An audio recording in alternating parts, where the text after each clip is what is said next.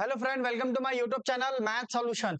आज हम question bank देखेंगे इंजीनियरिंग M3 का, क्योंकि बच्चों के बहुत ज्यादा कमेंट आए कि सर इंपॉर्टेंट क्वेश्चन दो, इंपॉर्टेंट क्वेश्चन दो, इंपॉर्टेंट। अभी क्या हुआ, बहुत टाइम कम मिला अपने को इंपॉर्टेंट क्वेश्चन निकालने के लिए, लेकिन मुझसे देखा नहीं गया। फिर मैं बोला यार एनी हाउ अपने को क्वेश्चन बैंक निकालना है, क्योंकि जो ऑफिस वर्क कर रहे थे उनके भी एग्जाम है, तो वो लोग भी कर नहीं पा रहे काम। तो मैंने हाथ से ही लिख लिया। मैं बोला एनी हाउ अपने को क्वेश्चन बैंक देना है और कैसे भी करके M3 का पेपर निकालना है बच्चों का, सबका। क्योंकि मुझे सुबह से कॉल आ रहे हैं, मैसेज आ रहे हैं कि सर M3 का क्वेश्चन बैंक दो, क्वेश्चन बैंक दो, क्वेश्चन बैंक दो।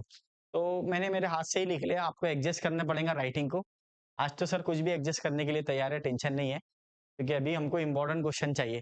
तो सबसे पहला जो चैप्टर से अपना, सबसे पहले ये जो क्वेश्चन बैंक है, अगर आप ये कर लेंगे तो स्कोर हो जाएगा आपका, स्कोर हो जाएगा। फिर वीडियो के एंड में मैं बताऊंगा आपको कि अगर आपको पास होना है सिर्फ, तो क्या करना है आपको, कौन से क्वेश्चंस करना है। ये क्वेश्चंस तो आपको स्कोर कराएंगे, यानी मैक्सिमम क्वेश्चन इतने कर लिए बहुत हो गया आपके लिए, ठीक है ना। हर चैप्टर पे 8-10 क्वेश्चन है, तो आपको यही कर लिए तो काफी है आपके लिए, ठीक है ना। तो सबसे पहले ये ऑल ब्रांचेस के लिए, सभी ब्रांच के लिए।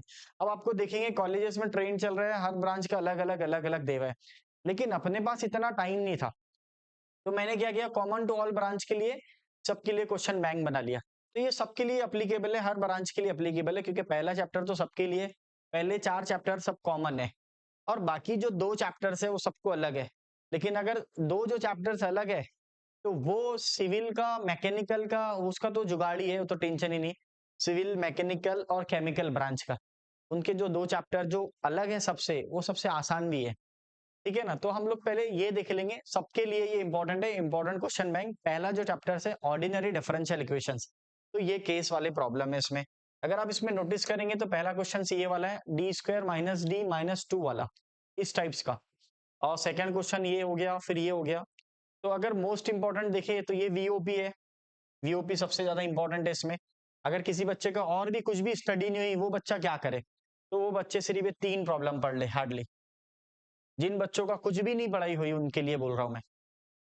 तो वो क्या करे, पहले यूनिट में से अगर उनको, हाँ एक क्वेश्चन रह गया शायद, 3 स्क्वायर, हाँ डी स्क्वायर वाला, ये वाला D square plus 3D plus 2 of Y is equal to E raise to X वाला, ये क्वेश्चन रह गया। है क्या यहाँ पे लिखा हुआ, चलो ठीक है, नहीं दिख रहा है। तो ये वाला क्वेश्चन, तो ये वाला जिनकी कुछ भी पढ़ाई नहीं हुई, तो वो सिर्फ ये 4 प्रॉब्लम करे, ओनली 4 क्वेश्चंस, ठीक है ना। और अगर बढ़ाना है तो ये 5वें वाला, जिनका कुछ भी नहीं हुआ, जिनकी अच्छी खासी स्टडी हो गई, तो वो सभी क्वेश्चन कर ले इतना। तो ये पहले चैप्टर के यूनिट्स के इंपॉर्टेंट क्वेश्चन है। कितने हैं टोटल, 10 है। 10 में से भी जो बच्चों को अगर सिर्फ पास ही होना है, तो वो सिर्फ वीओपी पे ध्यान दे। किस पर ध्यान दे, वीओपी। अगर अपने अपने ब्रांच के जितने भी वीओपी के क्वेश्चन है, 5 क्वेश्चन से ज्यादा वीओपी के क्वेश्चन नहीं निकलेंगे, क्योंकि अगर आप पूरा चैप्टर करेंगे तो 13 मार्क्स मिलेंगे आपको। कितने मार्क्स मिलेंगे, 13। अगर आप सिर्फ वीओपी करेंगे तो 7 मार्क मिलेंगे। अब आप बोलेंगे सर मुझे 13 होना, तो मैं 13 तो नहीं, लेकिन मैं आपको 2 घंटे के अंदर 9 मार्क्स दिला सकता हूँ। पूरा चैप्टर नहीं भी पढ़े आपने, सिर्फ 2 घंटे पढ़ाई करे तो 9 मार्क्स मिल जाएंगे आपको। अब आप बोलेंगे सर कैसे, तो अगर मेरे यूट्यूब पे मैंने पहला चैप्टर तो पूरा ही डाल दिया, तो आप क्या करना, पहले क्वेश्चन जहां पे वीओपी आता उसके ऑप्शन में एक और क्वेश्चन आता, तो उसका सीएफ सॉल्व कर देना आपने। क्या सॉल्व कर देना, सीएफ। पीआई को सॉल्व नहीं करना, क्योंकि पीआई के 6 केसेस है, सीएफ के 3 केसेस है, ठीक है ना। सुनना, आपको गौर से सुनना है। सीएफ के 3 केसेस है, वो तीनों केसेस के वीडियो देख डालो, पहले वाले, पहले 3 वीडियो या 2 वीडियो में पूरा क्लियर हो जाता आपके। और वीओपी के वीडियो देख डालो, वीओपी के वीडियो। जिन बच्चों की कुछ भी स्टडी नहीं हुई, सिर्फ उनके पास एक ही दिन बचा हुआ है, तो वो एक दिन में कैसा पढ़ेंगे उसको मैं बता रहा हूँ। तो वीओपी के पूरे क्वेश्चन, 5 क्वेश्चन, आप पिछले साल के 2 पेपर निकाल लो अपने, 2-3 पेपर, उसमें से देखो आपको वीओपी के कितने हैं। वही मेरे यूट्यूब चैनल पे जाके जाओ, वहां पे वेरिएशन का, वेरिएशन ऑफ पैरामीटर टॉपिक है, वेरिएशन ऑफ पैरामीटर, ठीक है ना। तो 20-21 नंबर के वीडियो है शायद वो, तो वो वीडियो देख लो आप हार्डली।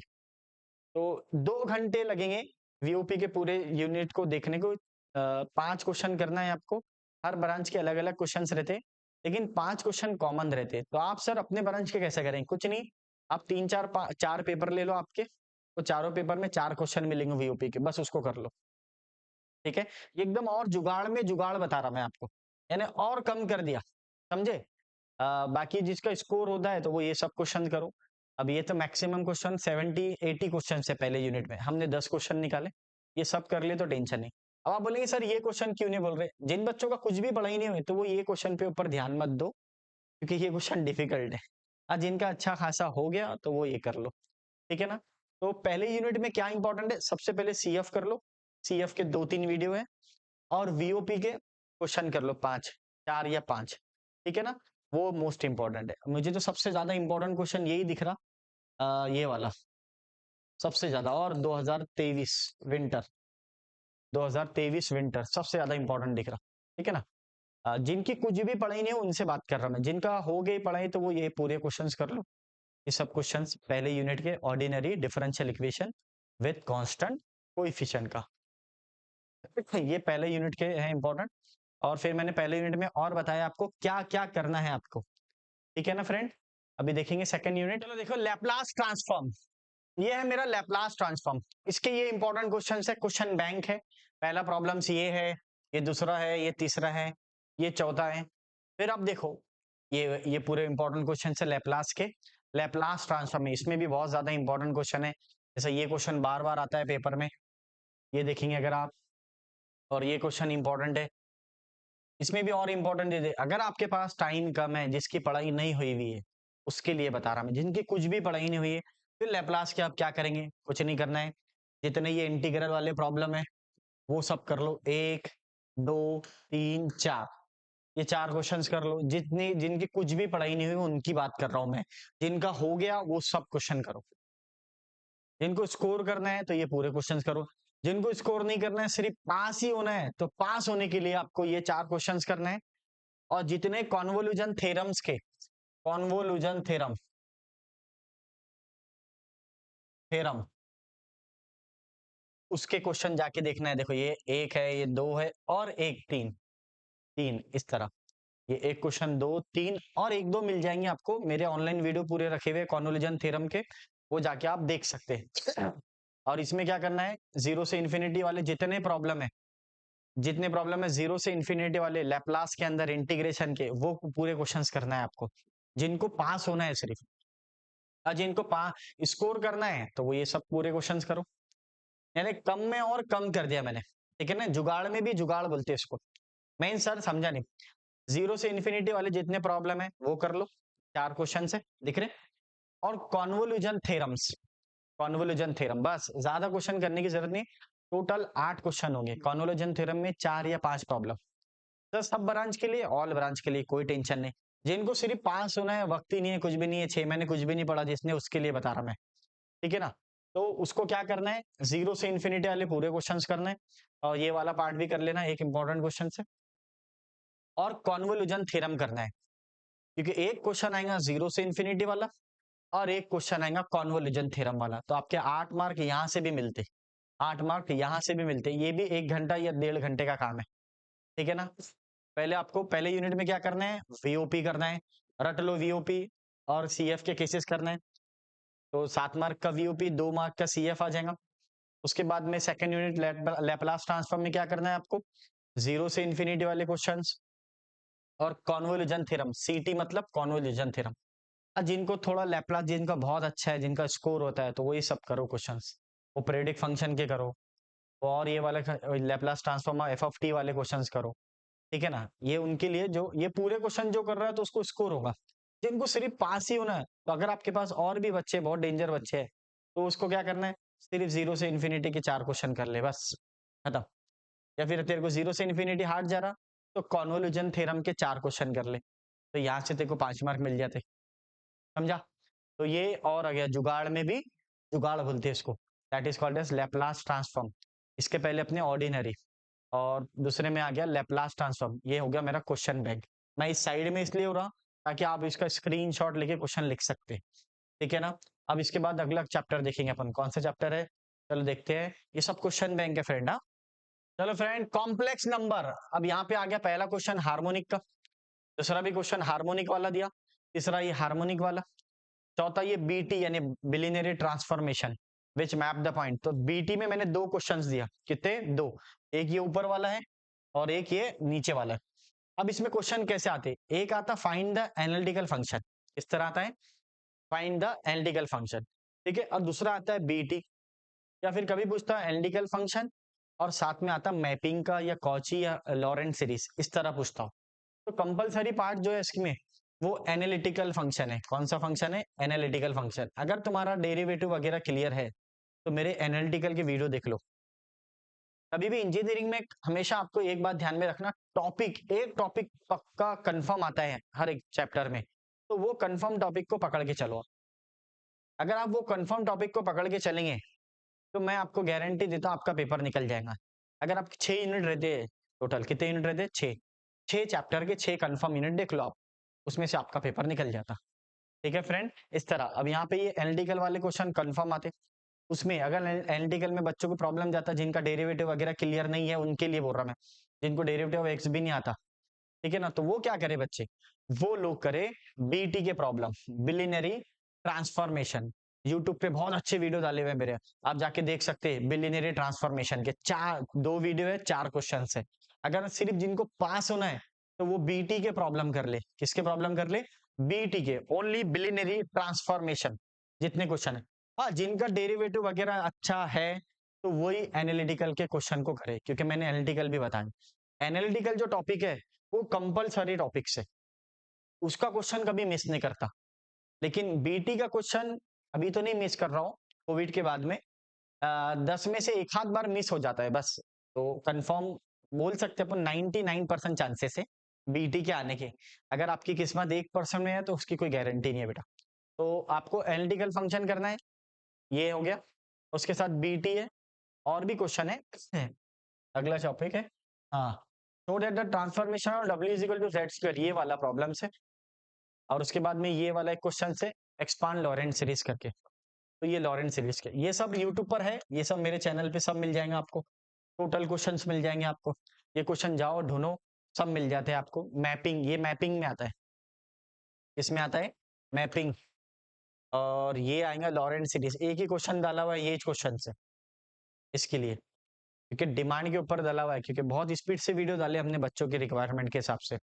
अगले सेम में बहुत फायदा होगा लेकिन अगले सेम तक लाना नहीं है आपको, ये सेम में ही निकालना है सभी बच्चों को, अगले सेम में नहीं निकालना है आपको, ये सेम में निकालना है, इसीलिए अपन मेहनत कर रहे हैं। अब मैंने ये हाथ से लिख लिया, अब क्या असिस्टेंट का वेट करना, क्योंकि मैसेज ही उतने आ रहे बच्चों के, क्या sir any how question bank निकालो, आप कैसा भी करके क्वेश्चन बैंक भेजो। मैं बोला चलो ठीक है, मेरी राइटिंग आपको एक्सेप्ट करना पड़ेगा, ठीक है फ्रेंड क्योंकि मैंने टाइपिंग नहीं करा हुआ हूँ, हाथ से लिखा हुआ हूँ सब। अभी देख लो टाइम कितना हो रहा, 10 बज रहे हैं अभी, 10 बज रहे हैं, रात के 10 बज रहे हैं आपको। सुबह से शाम तक क्लास चल रही मेरी, 8 बजे तक क्लास है, घर पे गया नहीं मैं, तो आप लोगों के लिए वीडियो बना रहा हूँ एनी हाउ, क्योंकि M3 का पेपर निकालने रहे भैया। क्यों? क्योंकि अगले सेम में मैं डालने वाला हूँ M1 और M2 के वीडियो, और वो M1 M2 के वीडियो आपके जूनियर को आपको बताना है, सबको, जितने भी आपके जूनियर है वो सबको बताना है, क्योंकि आपका पेपर निकालना है मेरे को, तो आपको जूनियर को बताना पड़ेगा। तो जितने भी आपके जूनियर है M1 M2 वाले इंजीनियरिंग के, उनको बोलना है, क्योंकि नेक्स्ट सेम से जनवरी से मैं M1 M2 के वीडियो डालने वाला हूँ, ताकि प्रॉब्लम ना रहे। तो ये हो गया मेरा कॉम्प्लेक्स वेरिएबल। अगर जिन बच्चों का बेसिक क्लियर नहीं है वो ज्यादा टेंशन नहीं लिए, बीटी के क्वेश्चन कर ले और मैपिंग के क्वेश्चन कर ले, ठीक है। ये जो मैं बोल रहा हूँ अल्फाज, ये लिख लो आप, ठीक है। अब आ जाएंगे अपना नेक्स्ट चैप्टर, कौन सा है भैया, चलो देखते हैं नेक्स्ट। ये पार्शियल डिफरेंशियल इक्वेशन है, उसके इंपॉर्टेंट है। जो बच्चों को स्टैटिस्टिक के साथ में आता पार्शियल डिफरेंशियल इक्वेशन, तो टेंशन ही नहीं। अब ये देखो, ये तो है इसका question bank partial differential equation का, ठीक है ना। अब मेरे पास और जुगाड़ है, मान ले तेरा स्टैटिस्टिक पूरा कंप्लीट हो गया, चारों वीडियो है, पूरे टॉपिक कवर कर लिया मैंने इसके अंदर। आप सबसे पहले स्ट्रॉन्ग करो स्टैटिस्टिक, हर ब्रांच वाला, जिसको भी स्टैटिस्टिक है वो, ठीक है ना। इलेक्ट्रिकल को नहीं है तो वो ध्यान नहीं दे स्टैटिस्टिक पर, तो लेकिन उसके साथ में आता पार्शियल डिफरेंशियल इक्वेशन। अब जो बच्चा इलेक्ट्रिकल वाले हो तो टोटली आता क्वेश्चन, तो ये पूरे क्वेश्चंस कर ले, उनको 13 मार्क्स का है, ये डायरेक्ट एकदम प्लस पॉइंट है आपके लिए। लेकिन जो CS वाले ब्रांच के है, बाकी सब ब्रांच के है, जिसको पार्शियल के साथ में स्टैटिस्टिक्स आता, तो वो क्या करेंगे, स्टैटिस्टिक को स्ट्रॉन्ग करो और पार्शियल डेरिवेटिव के मेरे पहले 3 वीडियो देख लो। ये वो आपको लिंक जो है ना यहाँ मिल जाएगा, डिस्क्रिप्शन के ऊपर देख लेना, या वीडियो के ऊपर देख लेना आपने, वहां पे आपको पार्शियल डिफरेंशियल इक्वेशन का लिंक मिल जाएगा, सभी चैप्टर का मिल जाएगा, तो सबका देख लेना आपने। तो यहाँ पे तो ये हो गया मेरा पार्शियल डिफरेंशियल इक्वेशन, उसके क्वेश्चन से। तो आपने क्या करना, स्टैटिस्टिक को स्ट्रॉन्ग कर लिया। अब उसके ऑप्शन में आता पार्शियल डेरिवेटिव, तो मेरे उसमें टाइप 4 तक के जितने प्रॉब्लम है, 3 वीडियो तक चलेगा हार्डली 3, तो पहले 3 वीडियो देख लो आप, तो आपके दोनों क्वेश्चन अटेम्प्ट होते, पूरा पढ़ने की जरूरत नहीं। अगर टाइम कम है तो इसलिए बोल रहा, अगर हो गई पढ़ाई तो कोई दिक्कत नहीं, ठीक है, आता है तो कोई प्रॉब्लम नहीं। फिर ये अपनी क्वेश्चन बैंक है, ये पूरे क्वेश्चन आपको फॉलो करना पड़ेंगे। 9 क्वेश्चन है टोटल, 9th ये।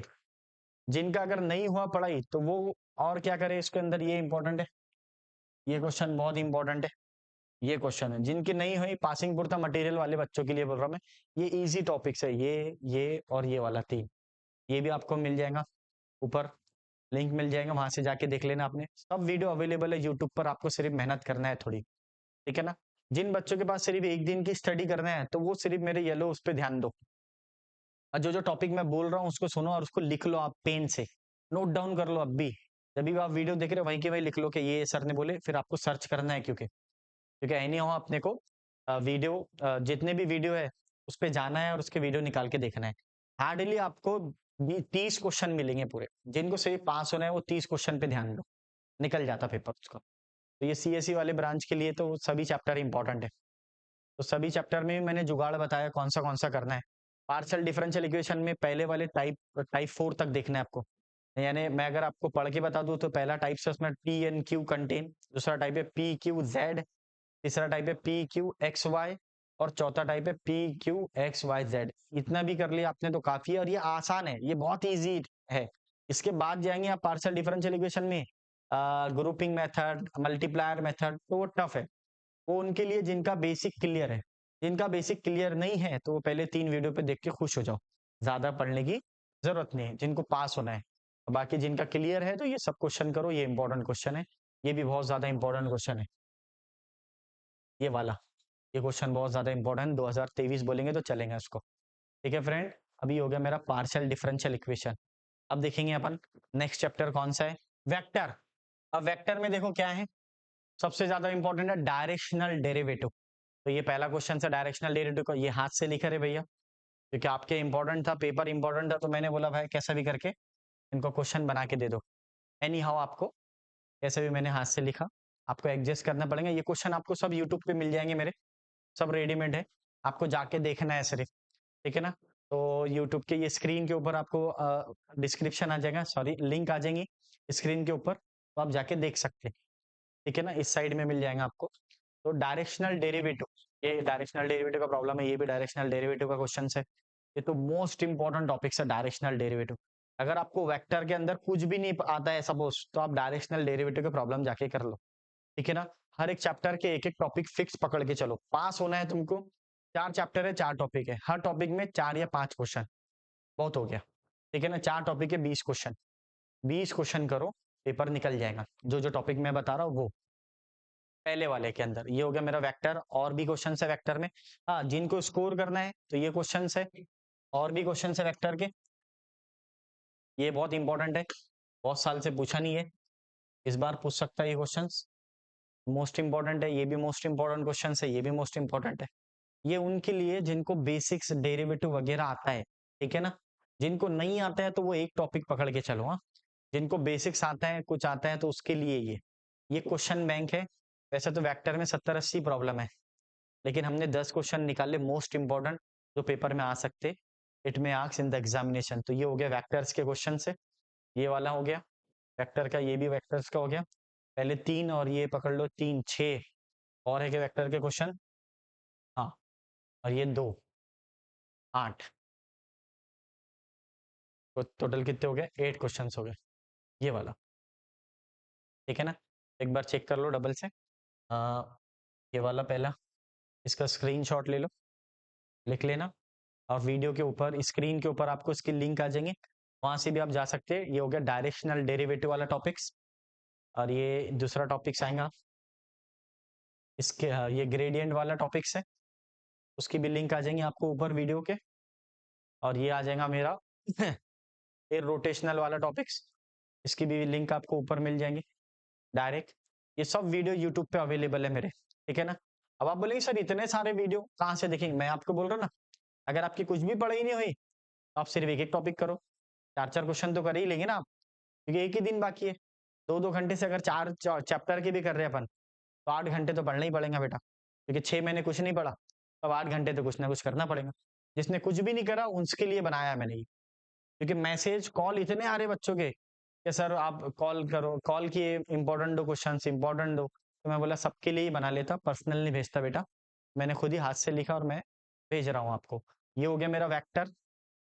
और वेक्टर के और क्या क्वेश्चन, हाँ ये वाले। अब ये वाले जो क्वेश्चन है ये उन बच्चों के लिए जिनका बेसिक्स क्लियर है, जिनका बेसिक्स क्लियर है उसके लिए ये, ठीक है ना।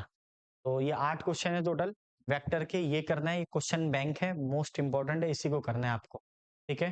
अब लास्ट देखेंगे अपन कंप्यूटर ब्रांच के लिए, शायद वो चैप्टर फोरियर इंटीग्रल है और एप्लीकेशन ऑफ लैपलास ट्रांसफॉर्म है, उसके है, तो वो देखते हैं अपन। उसके बाद में मैं आपको बताऊंगा प्रोबेबिलिटी और न्यूमेरिकल मेथड का क्या यूज है। तो आपको सभी को रुकना है, सभी बच्चों के लिए इंपॉर्टेंट है, कॉमन टू ऑल ब्रांच के लिए क्वेश्चन बैंक है, सबको ही देखना है, इसके लिए सभी को रुकना है आखिरी तक वीडियो के अंदर, ठीक है फ्रेंड। चलो नेक्स्ट देखते हैं अपन क्या है। तो हाँ, ये हो गया फोरियर साइन ट्रांसफॉर्म। मुझे मैसेज आया यूट्यूब से, वहां से व्हाट्सएप पर कि सर फोरियर इंटीग्रल की वीडियो डालो, वीडियो डालो। बेटा आप पॉसिबल होना चाहिए, क्योंकि इसके लिए टीम वर्क है, पूरा का पूरा टीम वर्क है। पहले आपको लिखाया जाता है, टाइपिंग होती है, पेन ड्राइव के अंदर सेव होता है, फिर एक और बंदा आता है एडिटिंग वाला, तब जाके ये पूरा काम होता है। तो जितना पॉसिबल हुआ हमने भेजे है वीडियो, तो उसके लिए अब इसके वीडियो बन नहीं पाए फोरियर इंटीग्रल के और फोरियर ट्रांसफॉर्म के, तो हमने इसके क्वेश्चन बैंक बना लिए। तो ये आपके इंपॉर्टेंट क्वेश्चन है, ये तो मोस्ट इंपॉर्टेंट है। जिन बच्चे कंप्यूटर वाले बच्चे हैं ये करके चले जाओ बेटा, इसमें से आएगा क्वेश्चन, 90% चांसेस है, 99% चांसेस है यही क्वेश्चन आने वाले पेपर में, करके चले जाओ, मोस्ट इंपॉर्टेंट है। ये फोरियर इंटीग्रल के, ये देख लेना, sine transfer, sine integral, cosine integral वाले, इस तरह वाले, ठीक है। अब देख लेना अगला, हाँ यूजिंग लैपलास ट्रांसफॉर्म, ये एप्लीकेशन ऑफ लैपलास ट्रांसफॉर्म के 2 ही क्वेश्चन है, ये भी इंपॉर्टेंट है। ये कंप्यूटर ब्रांच के लिए सिर्फ, बाकी सबको नहीं है, कंप्यूटर, इलेक्ट्रिकल और ईएनटीसी के लिए ये सब, ठीक है ना। इसके लिए जो बच्चे सीएस ब्रांच के, इलेक्ट्रिकल ब्रांच के, ईएनटीसी वाले, आईटी वाले, उसको है ये चैप्टर्स। फोरियर इंटीग्रल है, एप्लीकेशन ऑफ लैपलास ट्रांसफॉर्म।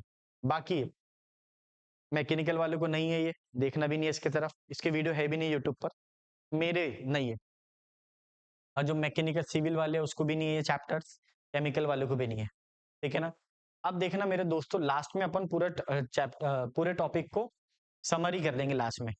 तो लास्ट में हम लोग समरी कर लेंगे पूरे टॉपिक को, तो देखते हैं क्या करेंगे। तो पहले यूनिट में जिनको सिर्फ पास होना है, ये लास्ट समरी देख लो, जिनको सिर्फ पास होना है तो पहले चैप्टर से वीओपी करना है, वीओपी का वीडियो जाके देखना है, 5-6 क्वेश्चन होंगे, एनी हाउ कैसे भी करके रट लो उसको और उसको प्रैक्टिस करके चले जाओ। दूसरे चैप्टर में लैपलास इंटीग्रल में 0 से इन्फिनिटी वाले जितने प्रॉब्लम है उतने, और 0 से टी वाले जितने हैं, तो ये सब टोटल 5 क्वेश्चन है, ये करके जाना है। इसके भी 5-6 ही क्वेश्चन रहेंगे, बहुत से बहुत। और थर्ड नंबर के उसके बाद में लैपलास के अंदर ही, लैपलास के अंदर ही आपको क्या करना है, कॉन्वोल्यूशन थ्योरम पे ध्यान देना है। कॉन्वोल्यूशन थ्योरम, ये लो भैया, कॉन्वोल्यूशन थ्योरम। और ये तीसरा, जिनको सिर्फ पास होना उसके लिए बीटी के क्वेश्चंस करना है, और एनालिटिकल के 3 प्रॉब्लम कर लो कोई भी जाके अपनी ब्रांच में।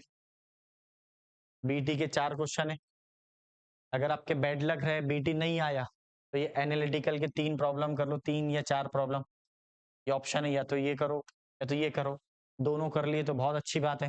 जिन बच्चों को सिर्फ पास होना है, आप बोलेंगे सर कितने प्रॉब्लम दे रहे हैं आप, कुछ नहीं दे रहा मैं, 6 ये पकड़, 5 ही, 4 ये पकड़ ले ब्रांच वाइज, 5 ये, 4 ये, ऐसा समझ, 13 प्रॉब्लम अभी तक हो गए।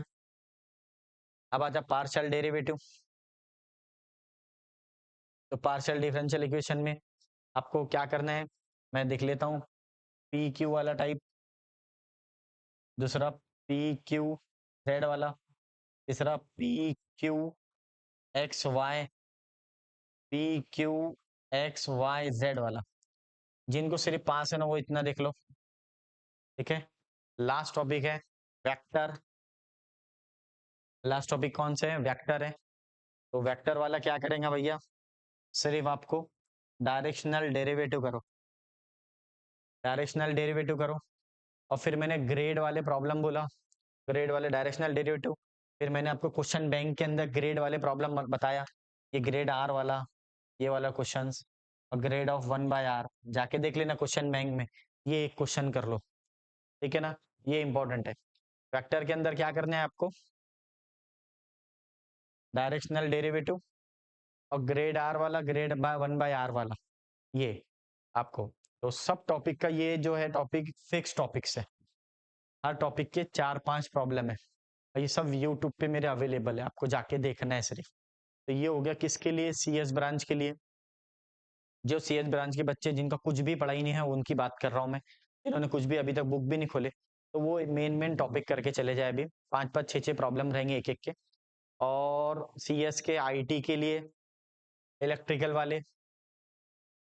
वालों को कॉम्प्लेक्स नंबर नहीं है तो वो ध्यान नहीं देना उस पर, ठीक है ना, उसके बदले वो प्रोबेबिलिटी करेंगे जो इलेक्ट्रिकल ब्रांच के बच्चे हैं। ईएनटीसी वाले भी इस पर ध्यान देना, जो मैंने टॉपिक बोला फिक्स टॉपिक कौन से, वीओपी, जीरो से इन्फिनिटी वाले, convolution theorems, billionaire transformation, analytical के 3-4 प्रॉब्लम, और पार्शियल डेरिवेटिव के 4, ये पहले 3 वीडियो देख लो, और उसके बाद में आएगा अपना वेक्टर के डायरेक्शनल डेरिवेटिव के प्रॉब्लम कर लो, वेक्टर के डायरेक्शनल डेरिवेटिव। अब जो बच्चे हैं मैकेनिकल और सिविल और केमिकल वाले, वो क्या करेंगे, उनके पास तो गोल्डन अपॉर्चुनिटी है रे भैया, जो मैंने बताया वो सब कर लिए तो बेस्ट हो गया। अगर आता है, मान लो वो डेरिवेटिव इंटीग्रेशन बेस है, सर मेरा डेरिवेटिव कुछ भी नहीं आता, डेरिवेटिव एक्स भी नहीं आती मेरे को, अब मैं आ गया इंजीनियरिंग में, कोई बात नहीं बेटा, वो सबसे पहले न्यूमेरिकल मेथड करो, और उसके बाद करना है आपको प्रोबेबिलिटी, क्या करना है, प्रोबेबिलिटी, ठीक है। अब ये 2 चैप्टर आपके स्ट्रॉन्ग है, अगर जिसको प्रोबेबिलिटी है और न्यूमेरिकल मेथड, स्टैटिस्टिक कर लो, स्टैटिस्टिक कर लो एक, तो ये वाला थोड़ा अच्छे से लिख लो, स्टैटिस्टिक्स, ठीक है। और उसके बाद में ये 2 यूनिट यानी मैकेनिकल को सिविल को तो यही चाहता। अब इसके साथ में अगर मान लो किसी बच्चे का डेरिवेटिव का बहुत ज्यादा प्रॉब्लम है, ये 2 चैप्टर कर लो, और पहले यूनिट से वीओपी कर लो, और कॉम्प्लेक्स नंबर से बीटी कर लो, बस जिसको पास होना है, बस 5-6 प्रॉब्लम ये, 4 प्रॉब्लम ये, 10 प्रॉब्लम बस, जिसमें इंटीग्रेशन बेस है। इंटीग्रेशन बोले तो इसमें ही आएगा इंटीग्रेशन, इसमें भी इंटीग्रेशन नहीं आता। जिनको पास होना है सिविल वाले बच्चे तो बस एक काम करो, न्यूमेरिकल मेथड करो, प्रोबेबिलिटी स्टैटिस्टिक, और बीटी भी कर लिए तो पास हो जाते हैं, ठीक है ना। एकदम जिसको पास होना है उसके लिए बात कर रहा हूं मैं, जिसको सिर्फ पेपर ही निकालना है उसके लिए। अब रहा सवाल आपका इलेक्ट्रिकल ब्रांच का, तो इलेक्ट्रिकल ब्रांच वाले प्रोबेबिलिटी स्ट्रॉन्ग करो, प्रोबेबिलिटी स्ट्रॉन्ग कर लिए, उसके बाद में आपको करना है वीओपी कंपलसरी, उसके बाद में आपको करना है डायरेक्शनल डेरिवेटिव, वेक्टर को जितना कर सकते उतना करो, आपके लिए कि वेक्टर ही एक है आपको जो आगे भी काम में आएगा, और वेक्टर अगर आप कर लेंगे तो बाद में एनए वगैरह के लिए काम में आ जाएगा आपको, और भी सब्जेक्ट्स आते हैं जिसमें वेक्टर का यूज है, तो वेक्टर आप मोस्टली कर लो, इतना भी कर लिया आपने तो पास हो जाते हैं आप।